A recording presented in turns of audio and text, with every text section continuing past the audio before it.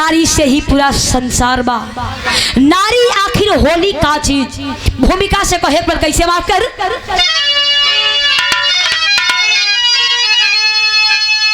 नारी से नरी और नारी धरा पर,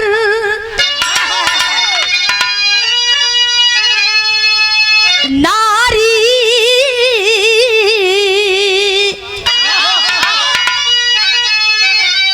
ही कहलाती सृष्टि रचैया। अनमोल रत्नों में नारी एक नारी है। सीता सावित्री गंधारी अनसुईया। नारी सिर्फ नारी नहीं इस धरा पर, रूपों में विविध रूप धारी नारी। नारी की ज्ञानी में नारी एक नारी है। नारी से हारी है दुनिया ये सारी।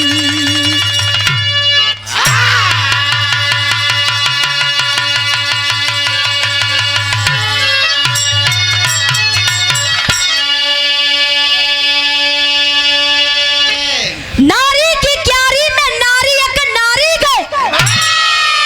नारी से हारी है दुनिया ये सारी है। एगो नारी का जिंदगी, एगो नारी का संघर्ष अपने पति के प्रति होला कैसन। गजल में कहे पर कैसे बात कर।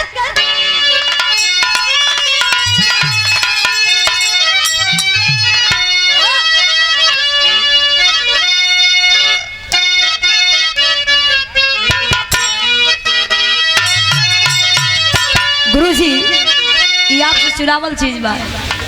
ई देखा मां के संकेत कैलन। कोनो प्रेमी प्रेमिका के बीच के सवाल बा। प्रेमिका अपने प्रेमी से सवाल कैलस, ई बतावा तू कबो कोई से प्यार कैले हुआ। प्रेमी हंसे लगल, करस कैसन सवाल तू कैली। जवाब दिहल बहुत कठिन बा लेकिन जवाब देत बनी। वो प्रेमी को हद कैसे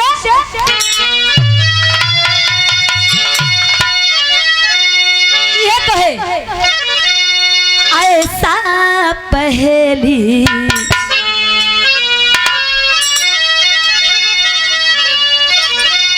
ऐसा पहेली बारी हुआ है। क्या बात है। ओहो।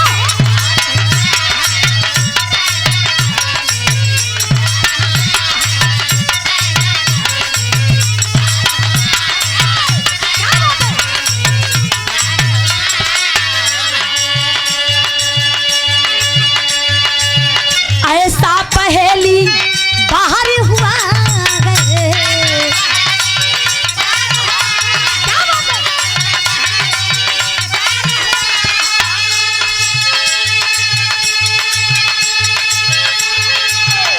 ऐसा पगली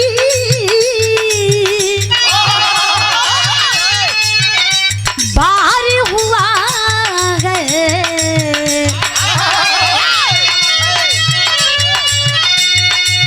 हमको हमको किसी से प्यार हुआ है। क्या बात है। ओहो जिया।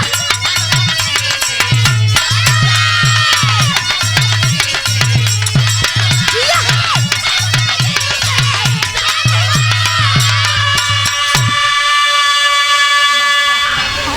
लेकिन एगो नारी का जिंदगी का होला। बिरहा में कवि जी लिखे बल कैसे, सत्य के पथ पर जो चलता है। क्या बात है। ओहो।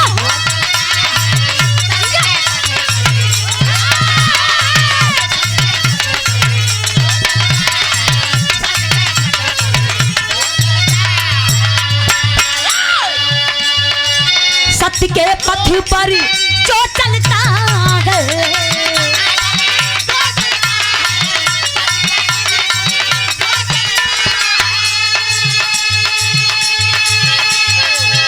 सत्य के पथ पर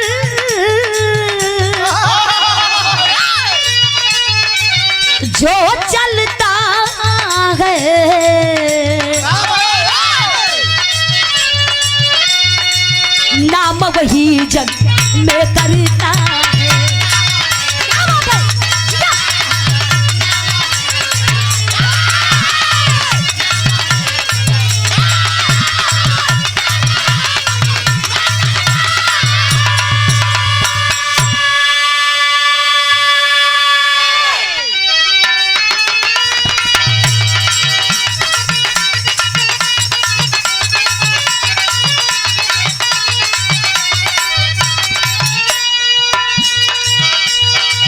पतिव्रता की सुने पौराणिक कहानी है।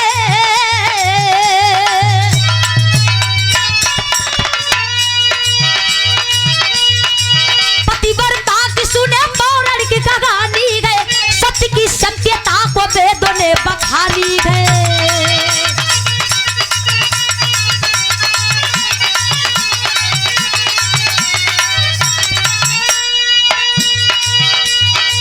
विपिन में साधु एक तपस्या में लीन रहे।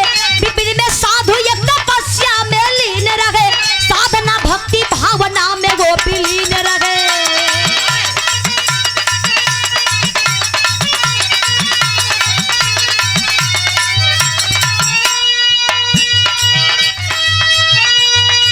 मिट्टी का काम शक्ति भक्ति में वो पाए थे। मिट्टी का काम शक्ति भक्ति में वो पाए थे। साधना भक्ति भावना में वो भी आए थे।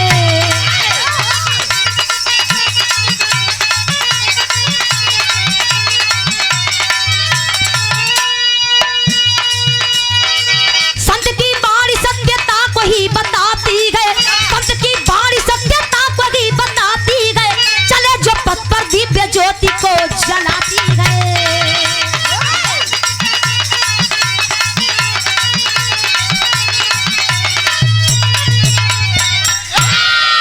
आखिर कहानी कैसन बा? एक जंगल में एगो तपस्वी साधु आंख बंद क के आगे भरल कमंडल का पानी रखी के भगवान के ध्यान लगौले बड़न। राम नाम के जाप जपत बड़न।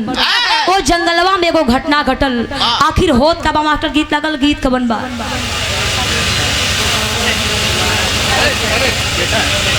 और ये देखें, ये सुंदर पुष्पहार दे करके और 101 रुपये दे करके सम्मान आया है हमारे बड़े भैया और हमारे गुरुजी स्वर्गीय बेचन राजभर जी के आप पुत्र हैं विशाल राजभर जी।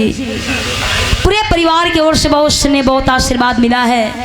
आप लोग के चरणों में कोट कोट नमन। आप लोगों के नमस्ते प्रणाम बा। जंगल में साधु जी, तपस्वी साधु जी भगवान के ध्यान लगौले बाड़न। आगे भरल कमंडल का पानी रखल बा। लेकिन हो तब मास्टर गीत लागल। गीत कवन बा?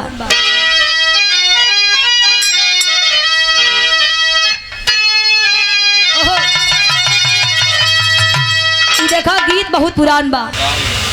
कोनो मेहरारू अपने मरद का मेला में एकदम उछड़ उछड़ के खोजे। यहाँ से वहाँ एकदम मारो घूमिया घूमिया खोजत बा। आखिर गईलन कहाँ? कहना तो यही जाए लेकिन अइलन ना। आई लेवत हवा का कहत बा कैसे? कोई होई है सड़क पर, कोई होई है सड़क पर, अरे लखत होई है, कोई होई है।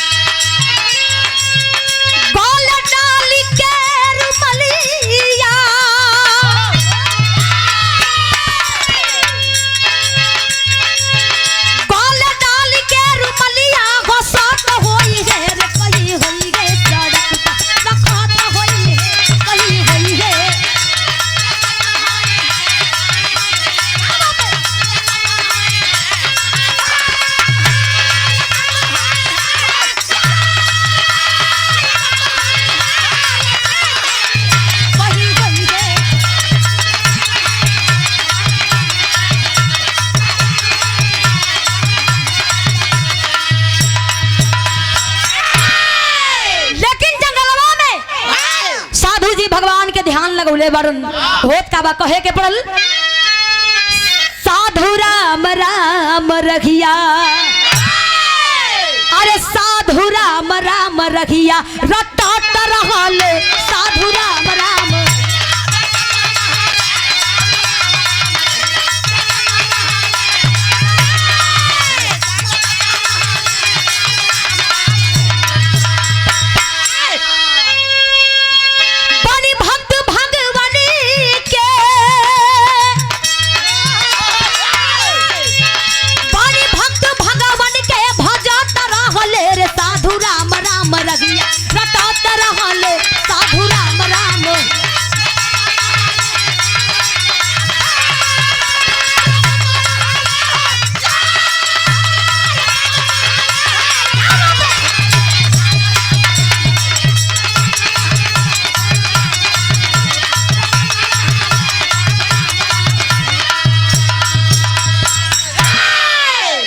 बंद बा राम नाम के जाप जपत बाड़न आगे भरल कमंडल के पानी रखले बाड़न तब तक होत का बा कहे के पड़ल रहिया से गुजरी पतिव्रता गुजरिया अरे गिरल कमंडल लागी गईली ठोकरिया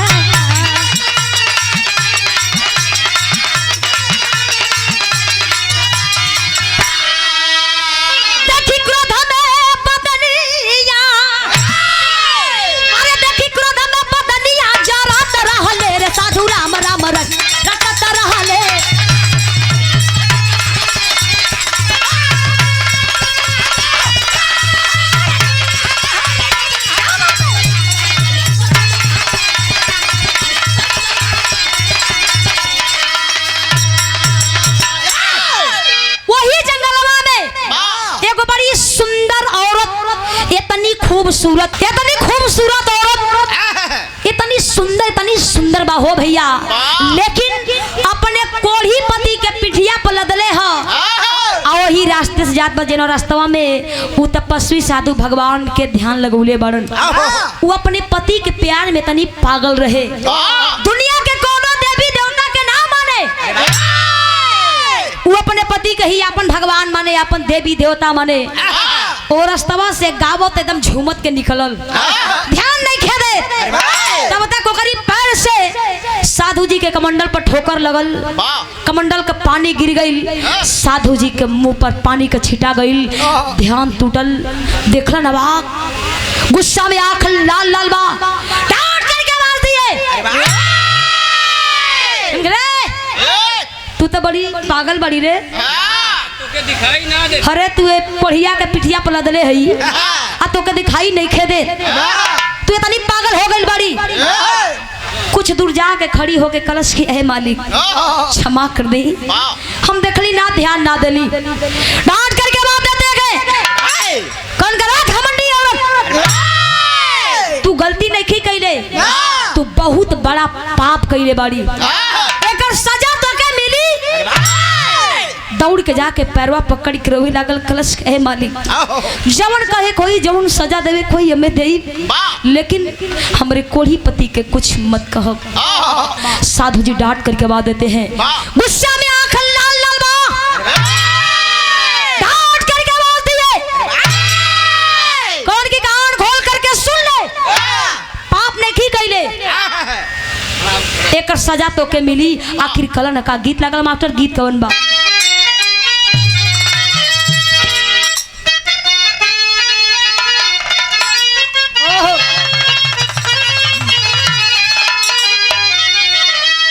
देखा बहुत खतरनाक गीत लगल बा कि कोनो मेहरारू अपने मर से कलश के जा जवन मन के तू तवन कर कुछ ना कह अब तो के कुछ कहब ना हो अब जवन करे खोई हम खुद कर ले हम खुद काफी है कहत बा कल सब तू ऐसे ना कह कहत बा कैसे वो मेहरारू अपने मर्दा से कहे का कहे माफ कर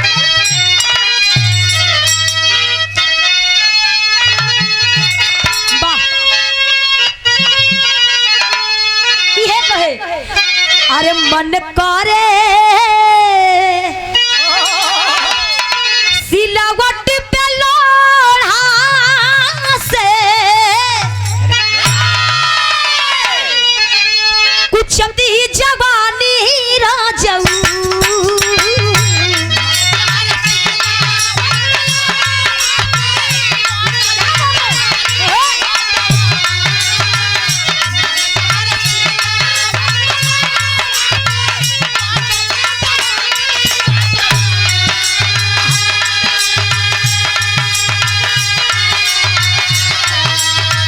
मन पहर सीला बट बेला और हासे तू चपी जवानी राजाऊ कहना सावती संग काट तर जानी लहका के मच्छर जानी राजाऊ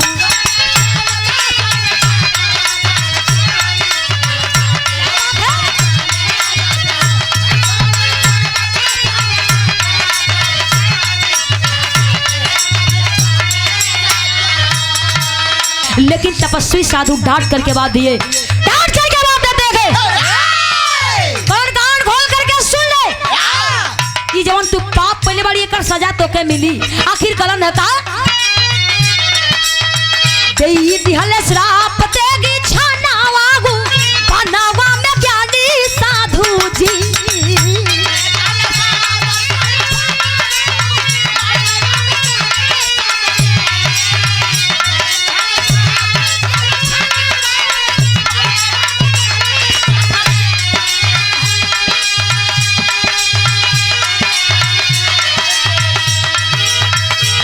दिहले श्राप तेगी छानावागु बनावा में ज्ञानी साधु जी पति के प्यार में तू कैलू नादानी बोले है मन में ज्ञानी साधु जी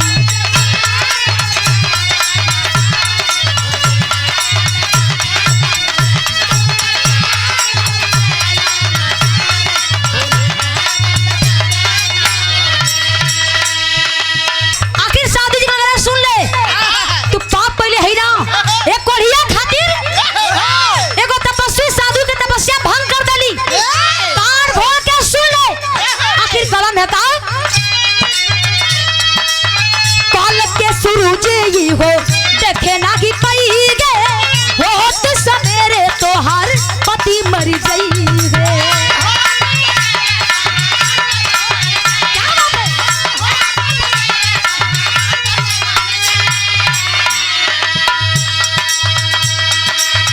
बोली दिहले क्रोधावा में पानिया ऐसन पानी साधु जी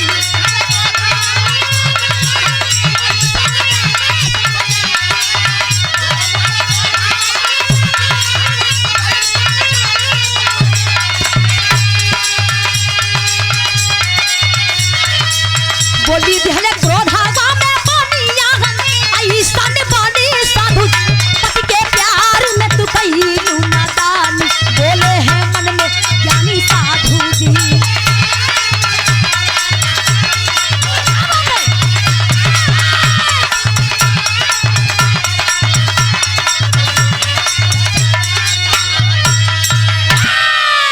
वो पतिव्रता नारी अपने कोढ़ी पति के लेकर रवत बा साधु जी कहन की कान खोल कर सुन ले एगो तपस्वी साधु के श्राप बा एगो तपस्वी साधु के श्राप बा कल सूर्य उदय होइले से पहले ई कोढ़िया पति तोर मर जाई दौड़ी के जाके पैरवा पकड़ के रोवे लागल कलश के ए मालिक एगो औरत का जिंदगी ओकर श्रृंगार ओकर सिंदूर होला आ दुनिया हम कोनो देवी देवता के ना मानिला ये अपने कोढ़ी पति के मानिला आप हमार जिंदगी हमसे छीनत बानी ना मालिक जवान सजा देवे कोई हमें देई अपन श्राप वापस देली डांट करके बोल दिए कौन के सुन एगो तपस्वी साधु के कबूर श्राप वापस ना होला तो बताओ पतिव्रता नारी गुस्सा गई कलश कहे साधु हम कुछ नहीं की बोलते एकर मतलब ही ना होला उ पतिव्रता नारी कहत बा उ पतिव्रता नारी कलश कहे मालिक अपन श्राप वापस देली कहन कि ना एगो तपस्वी साधु के कबो श्राप वापस ना होला तो कलश कहे साधु हम नहीं की बोलत तू बहुत नलकारत हुआ एगो पतिव्रता नारी के वचन बा सुन ल कान खोल के आखिर कहत मास्टर बिरहा के आखिरी गीत बा कैसे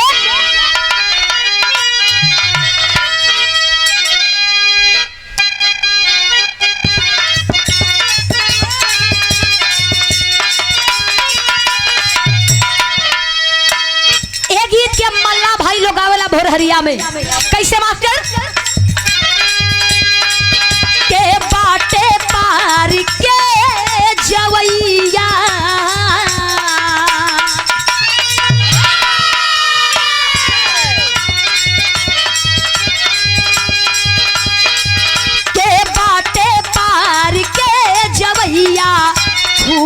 बनैया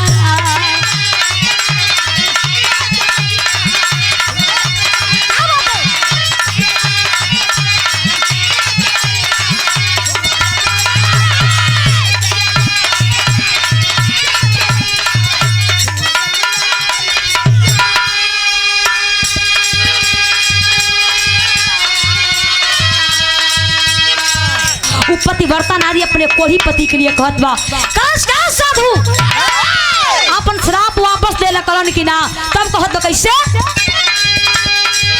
कोली पतिव्रता बचनिया ना दनिया कैला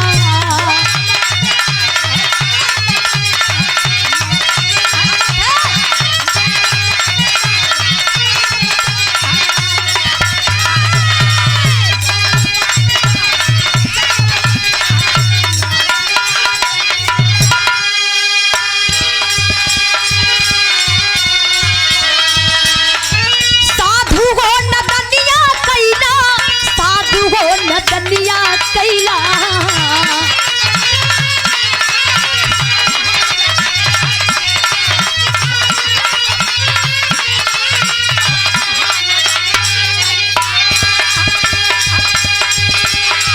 कोढ़ावा में जरे ले बदनिया न दनिया कैला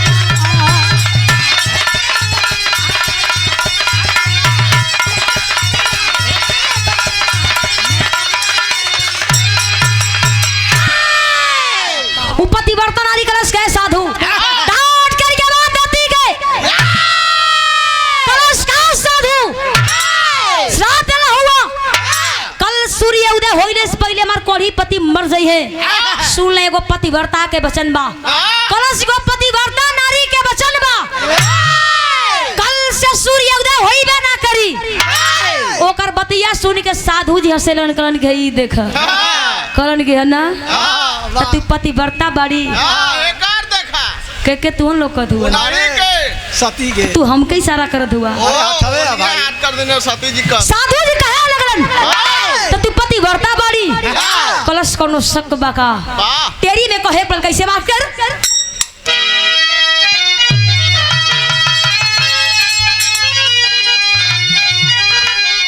अरे देखाई के कर भक्ति कितना देखाई के कर भक्ति कितना एक और साधु एक और पतिव्रता की शक्ति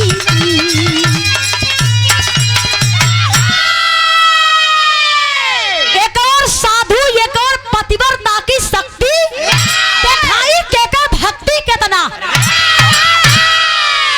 साधु जी कलन की जो हम देख ले श्राप दे दे तोर कोढ़ी पति कल मर जाई कलश की ना हो सुबह ना होई कौन की देख ले जौना जंगलवा में लोग जिद कैले रहे नाम लेवे भर के नहीं है लेकिन नाम लिहल भी जरूरी होला हमारे गुरुजी पूजनीय स्वर्गीय बेचन राजभर जी के आप बड़े सुपुत्र हैं आदरणीय आप श्री संजय राजभर जी ये आपकी ओर से स्नेह बड़ा सम्मान आया है चरणों में कोट कोट नमन आप हुलवन के नमस्ते प्रणाम बा जौना जंगलवा में वो पतिव्रता नारी और साधु जी जिद लोग कैले बा आखिर वो जगह कौन रहे वो जंगल कहाँ के रहे पापड़ से कहे पर कैसे मास्टर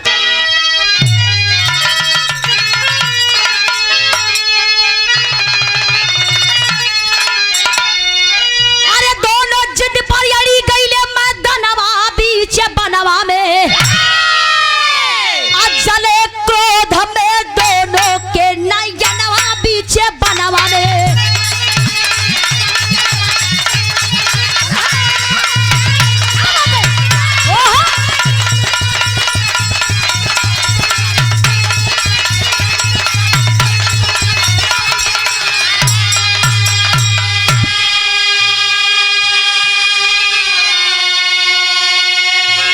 जौना जंगलवा में लोग जिद कैले बा आप लोग गौर करब जगह कहाँ के रहे जंगल कहाँ के रहे कहे पड़ल श्राप कोई ना वापस लिहले दिहले कोहरा मचाई हो त्राही माम मच गया जनकपुर राजा गईले घबराई हो सबकी सोच भइले ना बिहनवा बीच बनवा में चले क्रोध में दोनों के नयनवा बीच बनवा में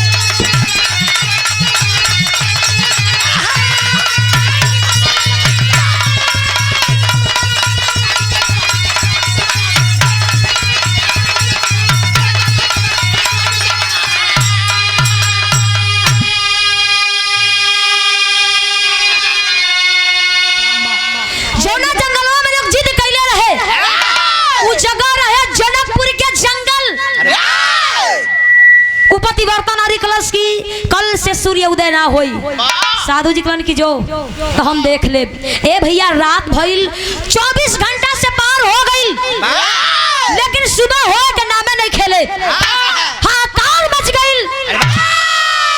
वो जनकपुर मेरी। बाप रे बाप, ई कैसन आफत आ गल कि रात भइल सुबह नहीं खे हो। लेकिन आल्हा में कहे पल कैसे मास्टर,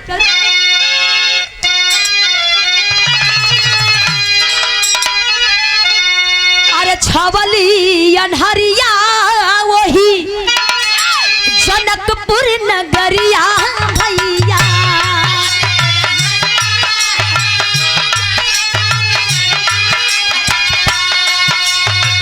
राजा रानी गईले नगर वासी घबराए।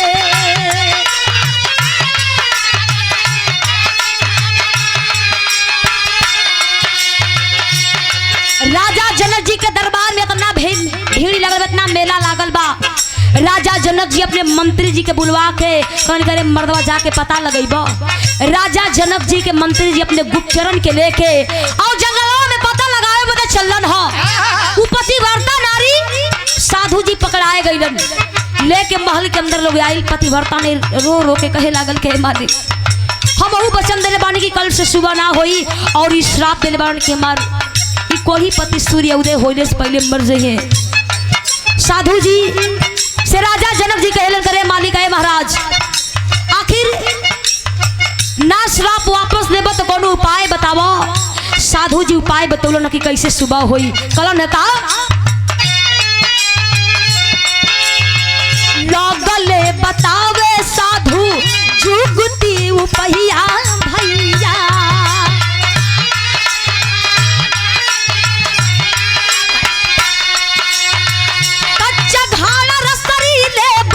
राजा मंगवाए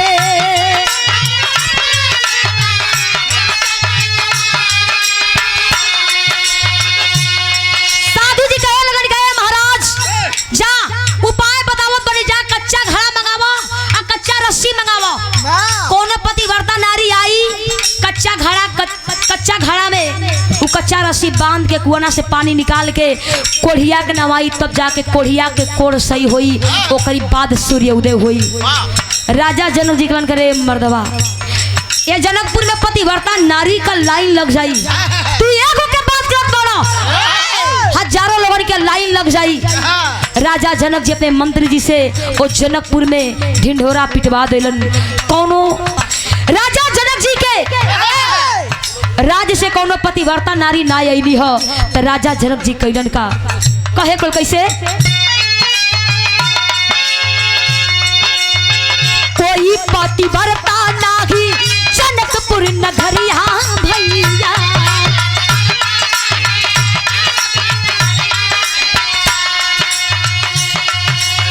राजा बिहल बाती दूसरे राज्य में पठाए।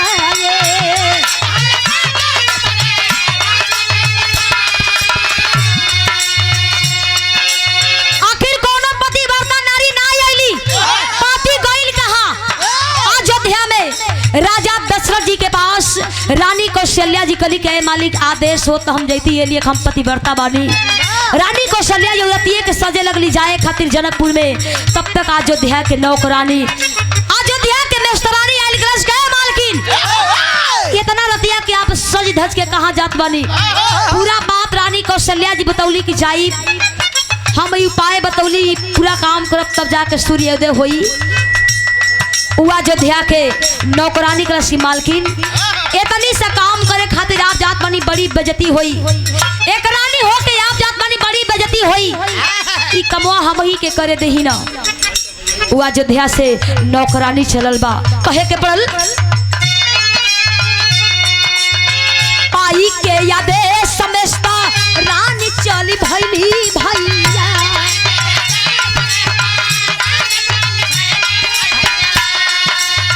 कुआना से पानी मारी बिहली नहलाए।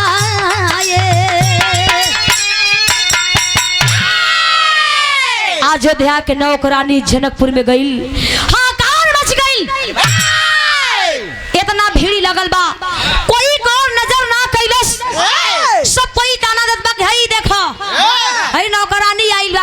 पतिव्रता साबित करे बदे कोई के बात ना सुनस हो भैया। कच्चा घड़ा उठा के कच्चा रस्सी बांध के कुआं से पानी निकाल के आ कोढ़िया के नहवा देलस। कोढ़िया के कोण सही हो गई। धीरे धीरे सूर्य उदय भइल, ताली बजे लगल, हाहाकार मच गई। लेकिन राजा जनक जी के शर्म के मारे मुड़ी नीचे झुक गई। बाप रे बाप, ये जनकपुर में कोनो पतिव्रता नारी ना आईली, बड़ी शर्म के बात बा। यहाँ के बात छोड़ी, जब समय बीतल, राजा जनक जी जब सीता स्वयंवर जब रचौलन तो हर राज्य में पाती भेजवा देलन। सीता स्वयंवर का पाती हर राज्य में भेजवा देलन, लेकिन अयोध्या में ना भेजलन। आखिर काहे बदे ना भेजलन? खड़ी के लाइन में कहे पर कैसे मास्टर?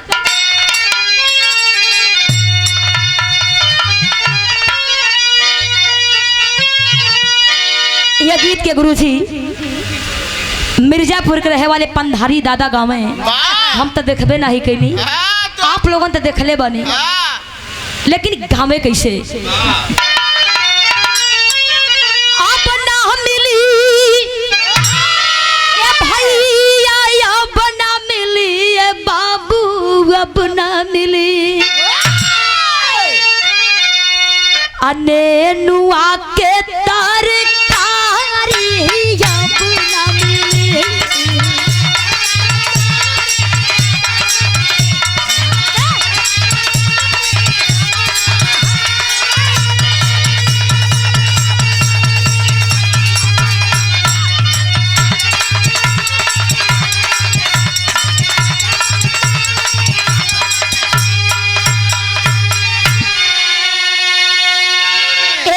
हम कहिला कैसे मास्टर? अब ना मिली ए भैया, अब ना मिली ए बाबू, अब ना मिली अजय कर मर गए महतारी, अब ना मिली।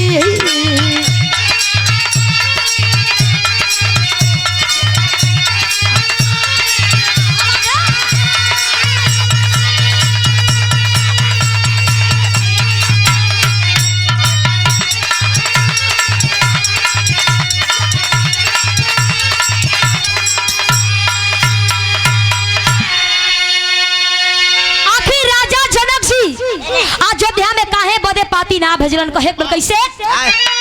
वरित में दयाल पुराण से मिलल बाबतिया, यही से गईली ना अयोध्या स्वयंवर वाली पति।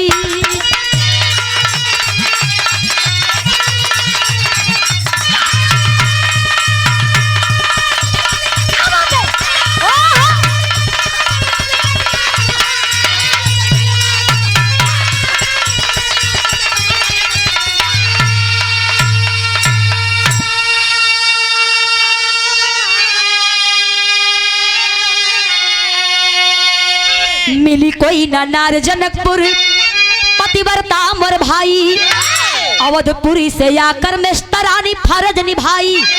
कोई मेस्तर आके बनी जाइगे सीता के सथिया।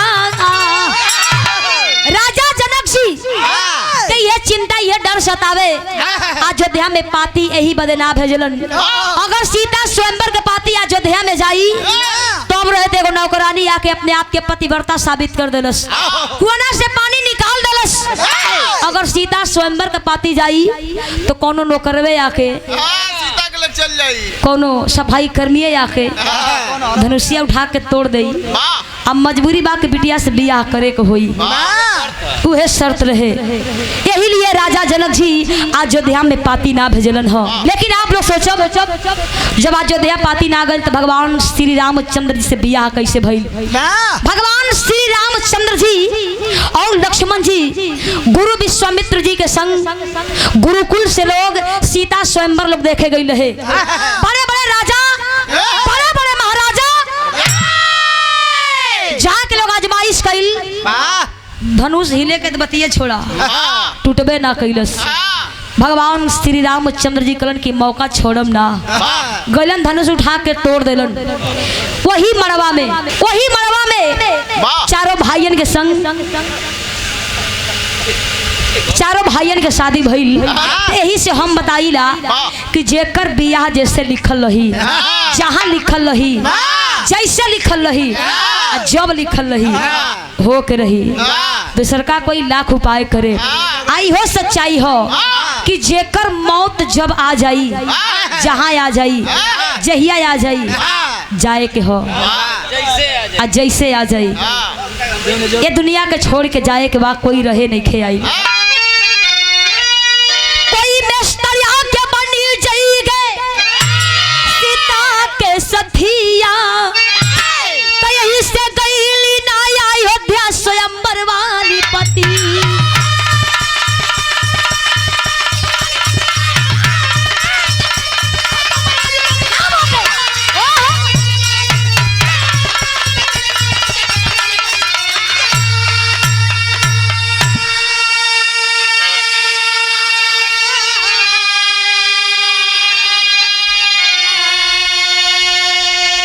जाए के सबको एक बार कहे बोल कैसे गुरु बिहारी गुरु रमन श्यामा समरू गिरिधा।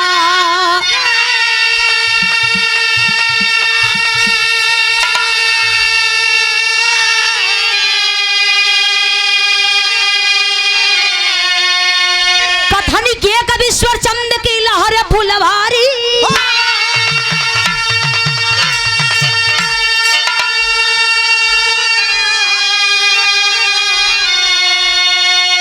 देखा है